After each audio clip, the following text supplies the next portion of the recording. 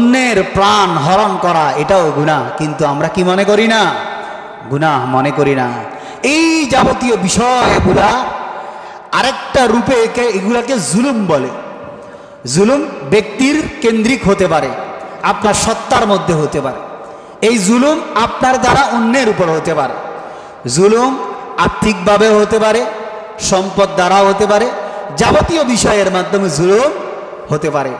ক্বালা রাসূলুল্লাহ সাল্লাল্লাহু আলাইহি ওয়াসাল্লাম কুল্লুল মুসলিমি আলাল মুসলিমি হারামুন দামুহু ওয়া মালুহু ওয়া ইরজুহু। নবীজি সাল্লাল্লাহু আলাইহি ওয়াসাল্লাম ইরশাদ করেন, কুল্লুল মুসলিমি আলাল মুসলিম, প্রত্যেকটা মুসলমানের জন্য তার অপর মুসলমান ভাইয়ের তিনটা জিনিস হারাম। হারামুন দামুহু ওয়া মালুহু ওয়া ইরজুহু। হারামুন দামুহু, এক নাম্বার প্রাণ, অন্য ব্যক্তির প্রাণ, আরেকজন মুসলমানের জীবন, এটা হরণ করা, অন্য ভাষায় বললে হত্যা করা, এটা হচ্ছে কি হারাম। কেয়ামতের আগ মুহূর্তে হাদিসের মধ্যে আসছে কেয়ামতের আলামত যে মানুষের মধ্যে আল হারম, হত্যা বেড়ে যাবে, একে অপরকে হত্যা করবে, কিন্তু এই বিষয়ে মানুষ কোনো প্রকারে ভ্রুক্ষেপ করবে না। হত্যাকারী জানবে না যে আমি তাকে কেন হত্যা করলাম। এমন একটা পরিস্থিতিকে আমাদের আগ মুহূর্তে মানুষের মধ্যে আসবে। নবীজি বলেন হারামুন দামুহু, মুসলমান ভাইয়ের রক্ত অপর মুসলমান ভাইয়ের জন্য কি হারাম। জুলুম যদি অন্যের উপর হয়, অন্যের হক, যেটাকে অন্য ভাষায় হকুল ইবাদ বলে, হকুল ইবাদ, বান্দা যতক্ষণ মাফ করবেন না ততক্ষণ আল্লাহ তাআলা কি করবেন না? মাফ করবেন না। হকুল ইবাদের মধ্যে কি কি আছে? যে হাদিসটা বললাম, হারামুন দামুহু ওয়া মালুহু ওয়া ইরজুহু। এক নাম্বার, আমার মুসলমান ভাইয়ের জীবন আমার কাছে আমানত, নিষেধ হাদিসের মধ্যে। আরেক হাদিসের মধ্যে আসছে নবীজি সাল্লাল্লাহু আলাইহি ওয়াসাল্লাম ইরশাদ করেন, কোনো মুসলমান যদি অপর মুসলমান ভাইয়ের দিকে তলোয়ার উঠায়, নবীজি বলেন তার জন্য জান্নাত হারাম। তার জন্য কি হারাম? জান্নাত হারাম। নাউযুবিল্লাহ। এই ধরনের কাজ থেকে আমাদের কি থাকতে হবে? বিরত থাকতে হবে। হারামুন দামুহু। আল্লাহ তাআলা কোরআনের মধ্যে বিস্তৃত বিশাল একটা অংশে ফেরাউনের আলোচনা করেছে। জুলুম শব্দ যখন আপনি কোরআনের কোনো অ্যাপস মোবাইলের মধ্যে তো আছে, সার্চ দেন, এর বিশাল একটা অংশ দেখবেন কাদের সাথে জানেন? ফেরাউনের সাথে। ফেরাউন বনি ইসরাইলের উপর নির্যাতনের স্টিম রোলার চালাইছিল। এ ফেরাউন দীর্ঘ সময় মানুষের উপর অন্যায় অত্যাচার করেছে। এজন্য জুলুম শব্দ দেখি তাদের সাথে সম্পর্কিত। এজন্য ফেরাউনের লাশ কিন্তু এখনো আছে, শিক্ষা নেওয়ার বিষয়। সূরা আম্বিয়ার মধ্যে আসছে, আল্লাহ বলেন ওয়াকাম কাসাসনা মিন ক্বরিয়াতিন কানাত যালিমা ওয়া আনশা'না বা'দাহা কওমান আখরিন। ও আমার বান্দারা, ওয়াকাম কাসাসনা মিন ক্বরিয়া, এই দুনিয়ার জমিনে বহু জনপদ ছিল। কাসাসনা মিন ক্বরিয়াতিন কানাত যালিমা, যেই সমস্ত জনপদের মধ্যে, এলাকার মধ্যে কিছু এলাকা ছিল অত্যাচারী এলাকা, কিছু এলাকার মানুষ ছিল জালেম। ওয়াকাম কাসাসনা মিন ক্বরিয়াতিন কানাত যালিমা, আমি আল্লাহ তাআলা ওই জনপদকে একেবারে পিষ্ট করে দিয়েছি, সমূলে ধ্বংস করে দিয়েছি। ও আনশা'না বা'দাহা কওমান আখরিন, এরপরে আমি আল্লাহ এমন সম্প্রদায় এনেছি যে সমস্ত সম্প্রদায় জুলুমের আর চিন্তা করে নাই, ওদের থেকে তারা শিক্ষা গ্রহণ করেছে। আরো এক স্থানে আল্লাহ তাআলা বলেন ফাকাইয়িম মিন ক্বরিয়াতিন ওয়া হিয়া যালিমাতুন ফাহিয়া খাওয়িয়াতুন আলা উরুশিহা ওয়া বিইরিম মুআত্তালাতিন ওয়া কসরিম মাশীদ। ফাকাইয়িম মিন ক্বরিয়াতিন, দুনিয়ার মধ্যে অনেক জনপদ ছিল, অনেক বস্তি ছিল, অনেক এলাকা ছিল। ফাহিয়া যালিমা, কিন্তু তারা জালেম ছিল। ফাহিয়া খাওয়িয়াতুন আলা উরুশিহা, আমি আল্লাহর পক্ষ থেকে এমন পাকড়াও এসেছে, এমন আযাব এসেছে। ফাহিয়া খাওয়িয়াতুন আলা উরুশিহা, ওই আযাব তাদের ছাদের উপর পড়েছে। ফাহিয়া খাওয়িয়াতুন আলা উরুশিহা ওয়া বিইরিম মুআত্তালা, আমার আযাব, আমার ধ্বংস এমন কূপের মধ্যে পড়েছে যেই কূপ সারা জীবনের জন্য পরিত্যক্ত হিসাবে পড়ে রয়েছে। ওয়াকসরিম মাসিদ, এমন অনেক এলাকা আছে যে এলাকার মধ্যে যাওয়ার ক্ষেত্রে সাহাবায়ে কেরাম ইস্তেগফার পড়তেন, কারণ এগুলা আযাবের এলাকা, ধ্বংসলীলা। আল্লাহ তাআলা বহু জাতিকে ধ্বংস করেছে। জাতির যদি ধ্বংসের যদি ফেহরিস্ত টানা হয়, ইতিহাস যদি টানা হয়, আপনারা সামুদ গোত্রের দিকে তাকান। আল্লাহ তাআলা ওই গোত্রের সাথে কেমন মুআমালা করেছে, কওমে নূহের সাথে আল্লাহ তাআলা কেমন মুআমালা করেছেন, কওমে লূতের সাথে আল্লাহ তাআলা কেমন মুআমালা করেছেন। এমনিভাবে বনি ইসরাইল মুসা আলাইহিস সালাতু ওয়াস সালামের কওমের সাথে আল্লাহ তাআলা কেমন মুআমালা করেছেন, ব্যবহার করেছেন। এগুলার যদি তাকাই আমরা শিক্ষা গ্রহণ করার বিষয়, কিন্তু আমরা নিজেরা হচ্ছে অকৃতজ্ঞ। আল্লাহ তাআলা বলেন ইন্নাল ইনসানা লাযালুমুন কাফফার, মানুষের মধ্যে সামান্য কিছু মানুষ ছাড়া অধিকাংশ মানুষ অকৃতজ্ঞ। কিন্তু আমরা আজকে শিক্ষা গ্রহণ করতে রাজি না।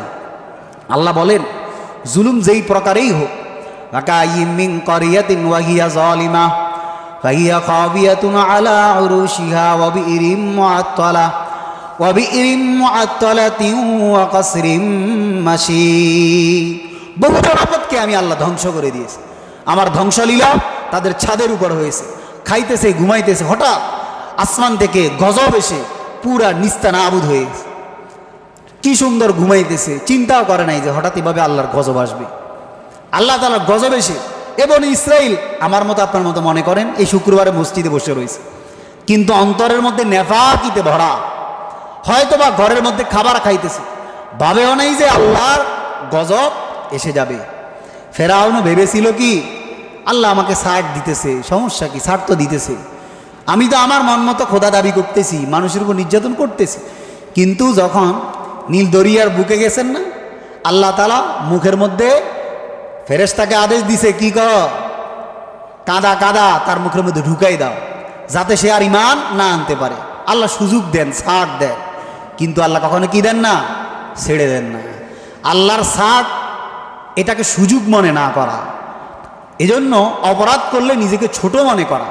আমি আপনি ব্যক্তিকেন্দ্রিক হোক, অপরাধ ব্যক্তিকেন্দ্রিক হোক, পারিবারিক কেন্দ্রিক হোক, সামাজিক কেন্দ্রিক হোক, সমাজে যার সাথে যার স্ট্যাটাস ভালো তার সাথে তো কেউ টাক্কা দেওয়ার প্রশ্নই আসে না।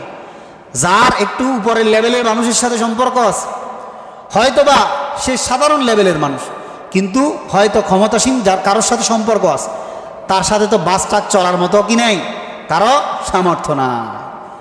এটাও যেন না হয়। আল্লাহ তাআলা কোরআনের মধ্যে বলেন ওয়ালা তামশি ফিল আরদি মারহা ওয়ালা তামশি ফিল আরদি মারহা ইন্নাকা লান তাখরিকাল আরদা ওয়া লান তাবলুগাল জিবালা তুলা।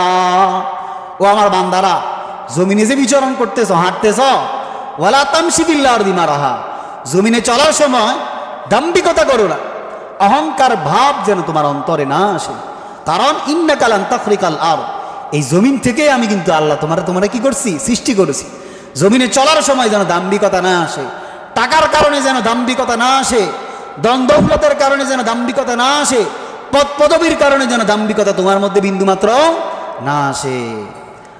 এক শায়ের বলেন कैसे कैसे पादशाह ताजदारा चल बसे वो खजीना बाला खाना शान शौकत क्या हुई।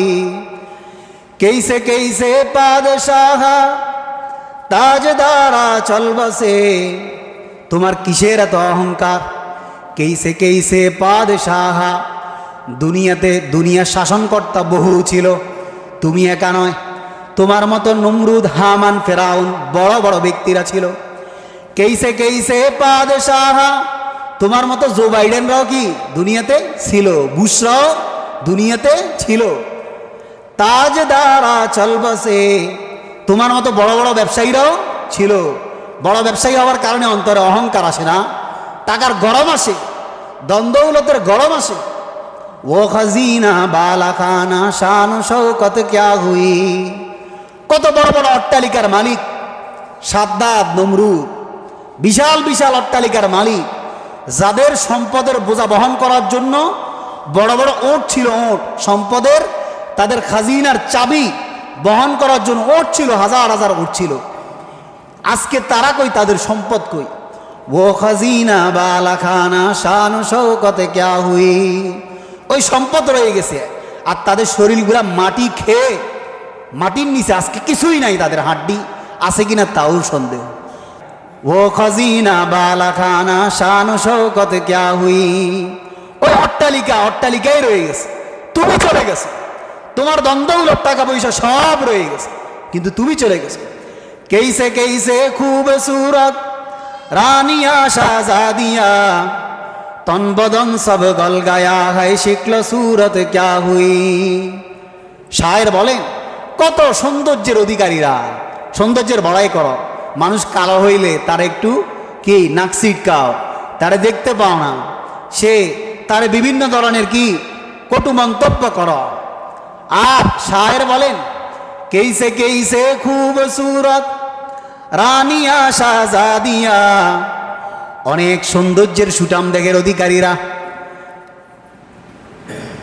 আজকে দুনিয়াতে নাই। কেইসে কেইসে খুব সুরত রানিয়া শাহজাদিয়া, যখন তারা ইন্তেকাল করেছেন তন বদন সব গল গায়া গায়ে শিখল সুরত ক্যা হুই। কই তোমার এত অহংকার অহমিকা, কই তোমার আকার আকৃতি, তোমার নাম কই? আজকে তো তোমাকে মানুষ লাশ হিসেবে চিনে, তোমার নামটা পর্যন্ত মৃত্যুর সাথে সাথে দুনিয়া থেকে একেবারেই নিঃশ্বাস হয়ে। তাহলে তোমার এত কিসের বড়াই? অহংকার করা যাবে না, কোনো জিনিস নিয়ে অহংকার করা যাবে না। অহংকারের কারণে মানুষ জুলুম করে, জুলুমের সবচেয়ে বড় কারণ কি? অহংকার। অহংকার যখন আসে আই এম কুছ, আমি তো একটা কিছু, মনে মনে যখন মানুষ ভাবা শুরু করে তখনই তো কি করে? অহংকার করে। আমাকে দমিয়ে রাখেই কে? আমার তো সবই আছে, আমার মতো এত শক্তিধর ব্যক্তি, আমাকে রক্ষা করার মতো বড় বড় ব্যক্তি, আমারে কে ধরে? হ্যাঁ, এই ধরনের অহংকার করা যাবে না। আল্লাহ তাআলা বলেন, ওয়াকাইম মিন ক্বরিয়াতিন আমলাইতু লাহা ওয়া হিয়া যালিমাতুন সুম্মা আখাযতুহা ওয়া ইলাইয়াল মাসীর। বহু জনপদ, অনেক গ্রাম আমি আল্লাহ তারা জালেম হওয়ার কারণে, জুলুমরত অবস্থায় থাকার কারণে একেবারেই ধ্বংস করে দিয়েছে। তাদের আজকে নাম নিশানাও নেই। আমলাইতু লাহা, আমলাইতু মানে সুযোগ দেওয়া। আল্লাহ বলেন, তোমরা জুলুম করতেছ, আমি আল্লাহ সুযোগ দিতেছি। আমলাইতু লাহা সুম্মা আখাযতুহা, আমি আল্লাহ যখন ধরব, ওয়া ইলাইয়াল মাসীর, ধরার অর্থ কি? তোমাকে যখন আমি নিয়ে আসব, আমার দিকে প্রত্যাবর্তন করা ছাড়া তোমার আর কি নাই, কোনো প্রকারের তোমার ক্ষমতা থাকবে না, নাই ক্ষমতা। হ্যাঁ, আল্লাহর ধরা শক্ত ধরা। ইন্না আযাবা রাব্বিকা লাশাদীদ। আল্লাহ তাআলা দুনিয়াতে ধরেন না কেন? অনেক মানুষ আমার উপর অত্যাচার করে, আমি দেখি, অনেকেই দেখে, কিন্তু আল্লাহ ধরেন না কেন? না ধরার কারণ কি জানেন? এটা দুনিয়া হচ্ছে দারুল আমাল, আমলের জায়গা, পরীক্ষার জায়গা, দারুল ইমতিহান। এখানে মানুষ পরীক্ষা দিবে, এখানে তো শাস্তির জায়গা না, দারুল জাজা না। মৃত্যুর পরেই দারুল জাজা শুরু হবে। সেদিনের আদালত এমন হবে, আল্লাহ কোরআনের মধ্যে বলেন, আল-ইয়াওমা তুজজা কুল্লু নাফসিম বিমা কাসাবাত লা যুলমাল ইয়াওম। সেদিনের ভয়ঙ্কর দিনটা এমন হবে, আল্লাহ বলেন, আল-ইয়াওমা তুজজা কুল্লু নাফসিম বিমা কাসাবাত লা যুলমাল ইয়াওম। আজকের দিন বিচার কার্য যে কায়েম হবে, এটা কোনো দুনিয়ার বিচার কার্য না যে তুমি মিথ্যা সাক্ষী দিয়ে আরেকজনকে ফাঁসাই দিয়া ফাঁসির কাজটা কি করবা? ঝুলাই দিবা। এটা এমন না যে আমার একটা কলমের খোসা একজন নিরপরাধ মানুষ জেলের মধ্যে বন্দি পড়ে থাকবে, জাহান্নামের আগুনে জ্বলবে। আমি আল্লাহর এই বিচার কার্য আদালত এমন আদালত না। আল-ইয়াওমা তুজজা, আজকের দিন যাজা দেওয়া হবে তোমাদেরকে, তোমাদের ফলাফল দেওয়া হবে। কুল্লু নাফসিন বিমা কাসাবাত, প্রত্যেক ব্যক্তি দুনিয়াতে যা করেছো তা অনুযায়ী। লা যুলমাল ইয়াওম, আজকের দিনে কোনো ব্যক্তির উপর জুলুম করা হবে না। সুতরাং এই দুনিয়াতে যে যাহা করে মন চাই করতে থাকেন, কোনো সমস্যা নাই। সমস্যা কোন জায়গায় হবে? কাল কিয়ামতের ময়দানে হবে, সেখানেই আল্লাহ তাআলা আপনাকে ধরবে। এজন্য মাজলুম হলে বিচলিত হওয়ার কি নাই, কিচ্ছু নাই। আল্লাহর কাছে জালেমের চেয়ে মাজলুমের কি দাম বেশি। যারা জুলুমের শিকার হয় এরা আল্লাহর প্রিয় হয়ে যায়, কারণ জুলুম খুব ভয়াবহ মারাত্মক গুনাহ। আল্লাহ তাআলা কোরআনের বিভিন্ন জায়গায় এ বিষয়ে স্পষ্ট বলেছেন, ইন্না আতাদনা লিজ-জালিমিনা নারান আহাতা বিহিম সুরাদিকুহা ওয়া ইন ইস্তাগীথু ইউগাথু বিমাইন কালমুহ ইয়াশফিল বুজুহ বিইসা শারাবু ওয়া সাআত মুরতাফাকা। আল্লাহ বলেন, ইন্না আতাদনা লিজ-জালিমিনা নারা, নিশ্চয় আমি জালেমদের জন্য জাহান্নামকে প্রস্তুত করে রেখেছি। ইন্না আতাদনা লিজ-জালিমিনা নারা আহাতা বিহিম সুরাদিকুহা, কাল কিয়ামতের ময়দানে ওই জালেমদেরকে জাহান্নামের আগুন আপনার বেষ্টন দিয়ে রাখবেন। আহাতা বিহিম সুরাদিকুহা ওয়া ইন ইস্তাগীথু ইউগাথু বিমাইন কালমুহলি ইয়াশফিল বুজুহ ওয়া ইন ইস্তাগীথু, এই জাহান্নামীরা যখন, এই জালেমরা যখন কাল কিয়ামতের ময়দানে পানি চাবে, পানি, আল্লাহ তাআলা তাদেরকে কেমন পানি দান করবেন? কোরআনের ভাষা কালমুহলি, মুহল মানি ওই যে আপনার পাত্রের একেবারে নিচ তলায় অবশিষ্ট উচ্ছিষ্ট পানি থাকে না, মানুষের ব্যবহারের পরে এমন কিছু পানি থাকে যেগুলো মানুষ আর কি করে না, ব্যবহার করে না, ওই পানিগুলোকে ফেলে দেওয়ার উপযুক্ত মনে করে। বিভিন্ন লম্বা সময় থাকার কারণে পানি যদি দুর্গন্ধ হয়ে যায়, ওই পানি কি মানুষ ব্যবহার করে? তো আল্লাহ তাআলা বলেন, নারান আহাতা বিহিম সুরাদিকুহা ওয়া ইন ইস্তাগীথু ইউগাথু বিমাইন কালমুহল, তারা যদি কাল কিয়ামতের ময়দানে পানি চায়, আল্লাহ তাআলা তাদেরকে এমন পানি দান করবে, নিচের উচ্ছিষ্ট পানি, ইয়াশফিল বুজু, যেই পানি পান করলে সাথে সাথে চেহারা ঝলসে যাবে, জ্বলে সারখার হয়ে যাবে। অ্যাসিড যদি নিক্ষেপ করে কারো চেহারায়, তার চেহারা কখনো দেখেন নাই? দেখেছেন? অ্যাসিড নিক্ষিপ্ত ব্যক্তি, তার চেহারার যেমনিভাবে কোনো গোশত থাকে না, হাড্ডি দেখা যায়, চেহারা এমন হয়ে যায় যে কোনো মানুষ, স্বাভাবিক মানুষ তার দিকে তাকিয়ে থাকতে পারবে না। ইয়াশফিল বুজু, আল্লাহ তাআলা বলেন যে তাকেও এমন পানি দান করা হবে, ওই পানি খাইলে তার চেহারা ঝলসে যাবে, জ্বলে যাবে। বিইসা শারাবু ওয়া সাআত মুরতাফাকা, তাদের পানীয় কত নিকৃষ্ট হবে। ওয়া সাআত মুরতাফাকা, তাদের আবাসস্থল, থাকার স্থান ততই না নিকৃষ্ট হবে।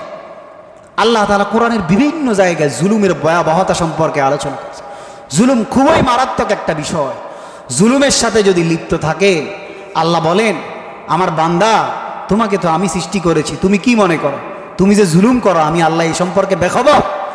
ওয়ালা তাহসাবান্নাল্লাহা গাফিলান আম্মা ইয়ামালুজ জালিমুন ইন্নামা ইউআখিরুহুম লিয়াউমিন তাশখাসু ফীহিল আবসার।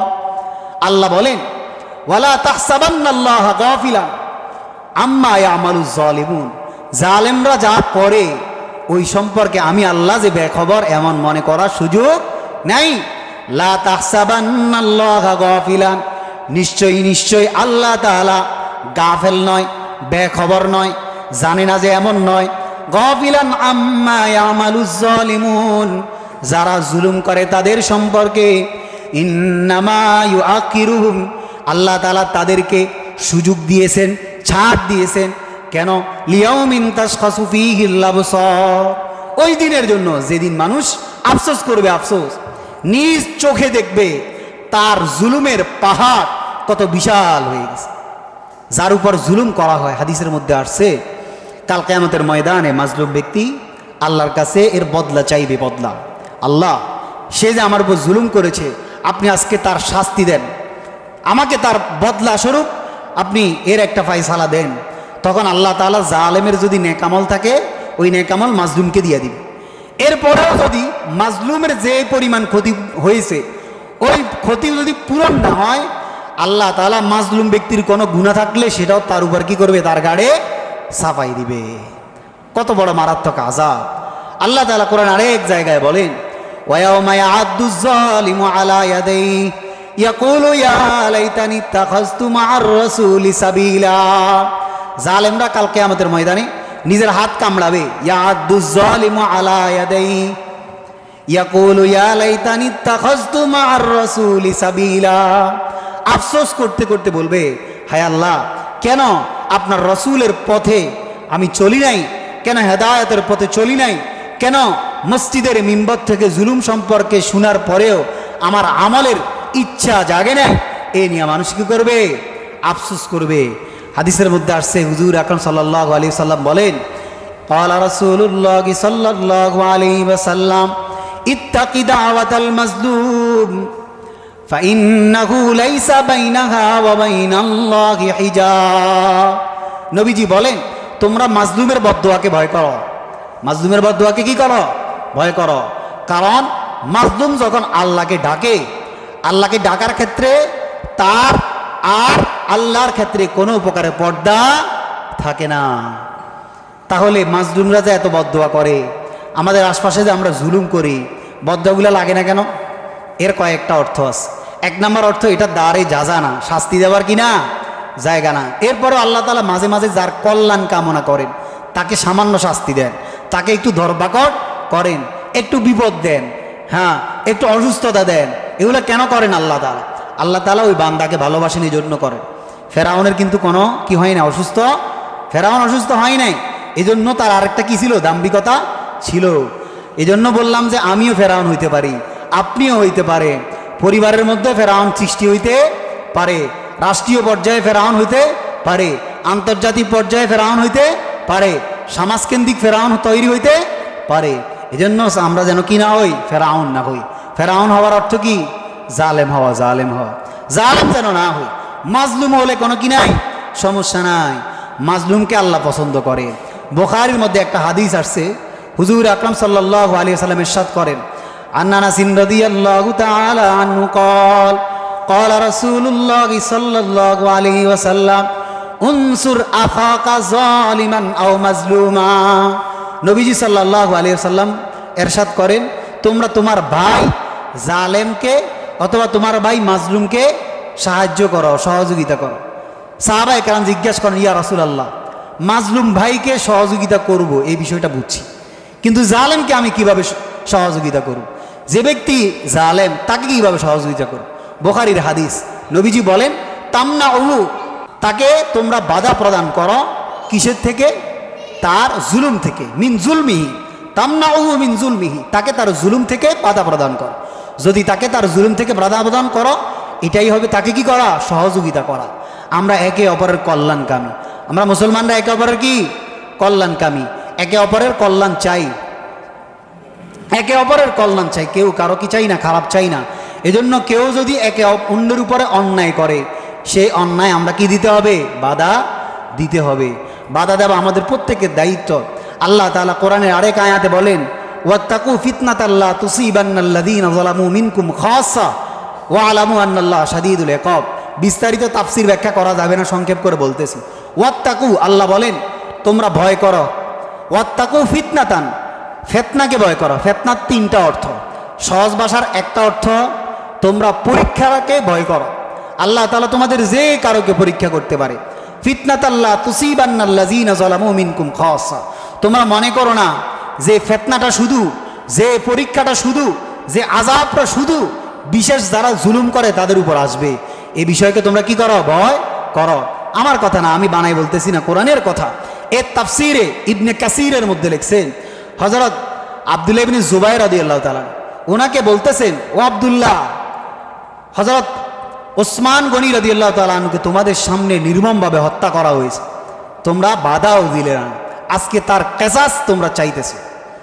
এজন্য এখানের আরো অনেকগুলো ব্যাখ্যা আছে। আব্দুল্লাহ ইবনে মাসউদ রাদিয়াল্লাহু তাআলা আনহু বলেন, যারা জুলুম করে না, তবে জুলুম হলে বাধাও দেয় না, মৌন সমর্থন করে, তারাও ওই জালেমদের একই অন্তর্ভুক্ত। এজন্য খবরদার, আমি যেন জালেম না হই, জালেমের অন্তর্ভুক্ত যেন আমি না হই। আজকে বর্তমান পরিস্থিতিতে আমাদের যে অবস্থা, আপনারা তো দেখতেছেন, একে অপরকে হত্যা করার যে মিশন, আল্লাহ আমাদেরকে ক্ষমা করুক। এই বিষয়টা আকলে সলিম সহি বুঝ থাকলে কেউ কাউকে ভাবে হত্যা করতে পারে না। বড় দুঃখ লাগে, কষ্ট লাগে।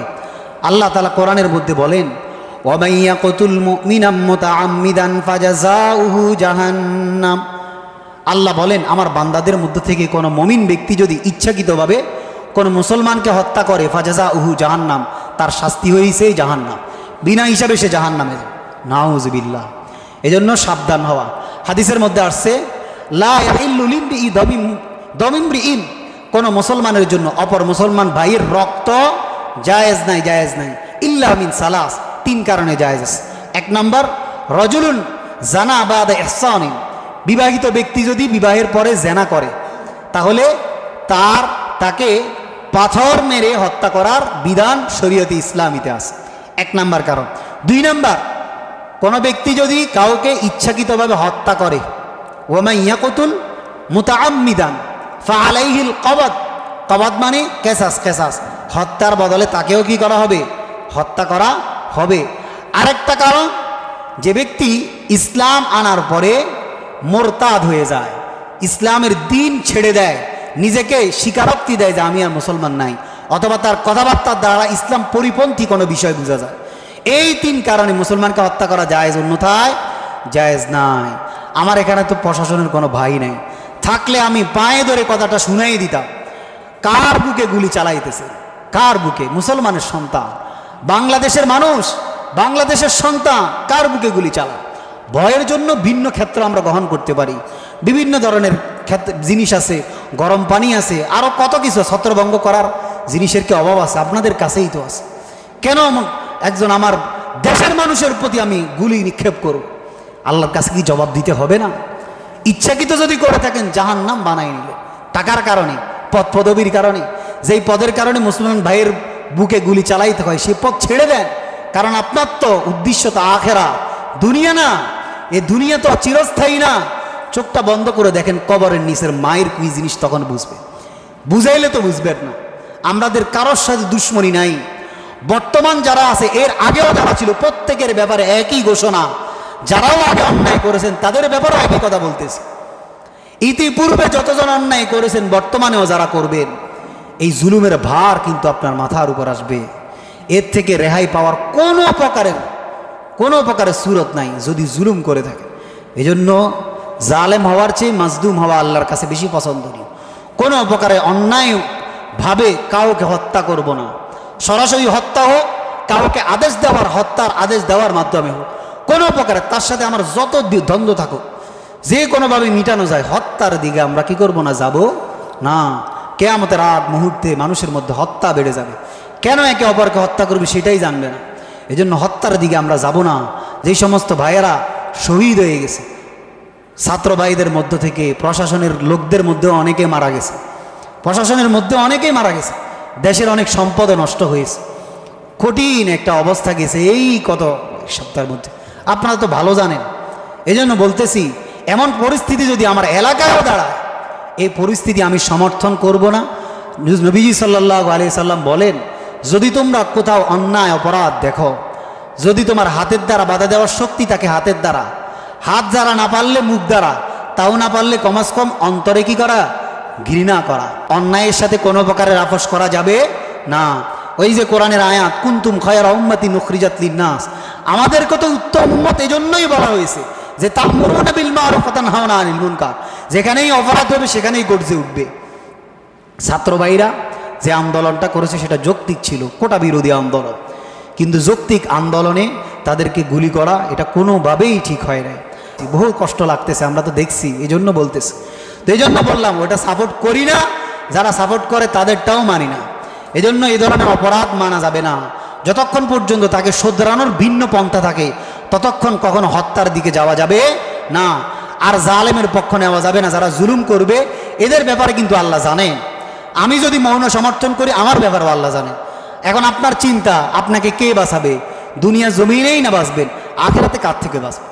এজন্য আজকের আলোচনার একদম সার সংক্ষেপ কথাই এটা, জালেম হওয়া যাবে না। মাজলুম হলে সমস্যা নাই, মাজলুমকে আল্লাহ পছন্দ করেন। জালেম ব্যক্তিকেন্দ্রিক হতে পারে, ব্যক্তিকেন্দ্রিক দ্বারা আপনি নামাজ পড়েন না, আপনি নিজের উপর জুলুম করতেছেন, এটা আল্লাহ কোরআনের মধ্যে বলছেন, ওয়া মান ইয়াতাআদ্দা হুদুদাল্লাহ ফাকাদ যালামা নাফসা। যে ব্যক্তি নিজের উপরও জুলুমকারী আছে, তো ব্যক্তির উপরও কি হইতে পারে, জুলুম হইতে পারে। আপনি আপনার নিজের উপর জুলুম করতেছেন, আল্লাহর দেওয়া মাল খাইতেছেন, আল্লাহর দেওয়া নেয়ামত খাইতেছেন, এরপরও কেন নামাজ পড়বেন না? এটা হচ্ছে জুলুম, নিজের উপর করতেছেন।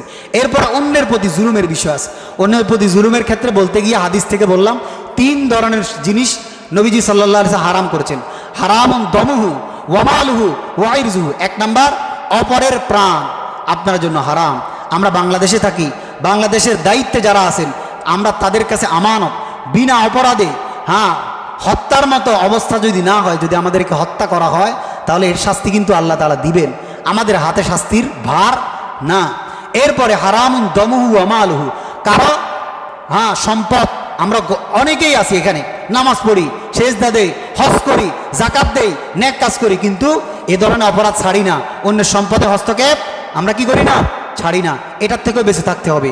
আরেকটা হচ্ছে যে অন্যের সম্মানের প্রতি আঘাত করা যাবে না, সম্মানী ব্যক্তিকে কটূক্তি করা যাবে না, সম্মানী ব্যক্তির সম্মান হানি করা যাবে না। আল্লাহ তাআলা আমাদেরকে যে আলোচনা হয়েছে, আলোচনা অনুযায়ী প্রত্যেককে আমল করার তৌফিক দান করুন।